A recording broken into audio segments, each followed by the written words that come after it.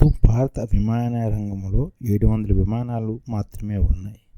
ప్రపంచంలో అతిపెద్ద విమానయాన సంస్థ చేతిలో ఉన్న విమానాల కంటే ఈ సంఖ్య చాలా తక్కువ. భారత విమానయాన రంగాన్ని గల సామర్థ్యాన్ని దృష్టిలో ఉంచుకుని మరిన్ని విమానాలు భారత్కు అవసరం. గత 2 ఏళ్లలో భారత్ దాదాపుగా 500 విమానాలను ఆర్డర్ చేసింది. ప్రస్తుతం భారత విమానయాన రంగ సంస్థలు 800 విమానాల వరకు ఆర్డర్ ఇచ్చి ఉన్నాయి. 500 విమానాల వరకు ఇండిగో ఆర్డర్ ఇచ్చినట్లు, 300 విమానాలు భవిష్యత్తులో రానున్నాయి. దాన్ని ఇప్పుడు 500 విమానాలకు పెంచుతుంది.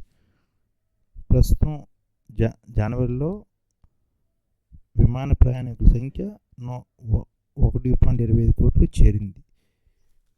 ఈ విధంగా సంవత్సరానికి దాదాపుగా 20 కోట్ల వరకు చేరవచ్చు. కావున భవిష్యత్తులో భారత్కు 1500 నుంచి 1700 వరకు విమానాలు ఆర్డర్ ఇచ్చే ఆస్కారం ఉందని